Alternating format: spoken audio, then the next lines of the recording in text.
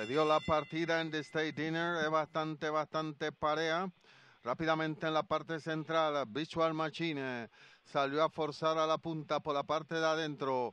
Va pasando el ejemplar Josian Nair, se va desplazando y por dentro también va pasando el ejemplar Seymour Dini. Se va desplazando por la parte de adentro Seymour Dini. Se va el comando por 3/4 de cuerpo, medio cuerpo, un cuerpo entero. Segundo está quedando Josian Nair. Está quedando por el medio en la segunda posición, dejando los 5 postes. Tercero está quedando por dentro Do You Know Something, va quedando tercero, pasando por los 900 metros. De cuarto está quedando por fuera Virtual Machine, va quedando en el cuarto lugar. En el quinto lugar va avanzando Touch of Star Quality, va avanzando por fuera hacia el quinto lugar. De sexto adentro va quedando Men for Lucky. En el séptimo lugar por fuera va avanzando Real, viene avanzando desde la séptima posición. Octavo ha quedado el ejemplar I'm Story, ha quedado en la octava posición, acercándose a los 550. Seymour Dini mantiene la punta por cuerpo y medio. Josian Nair sigue velando en la segunda posición, acercándose a los 450 metros. Seymour Dini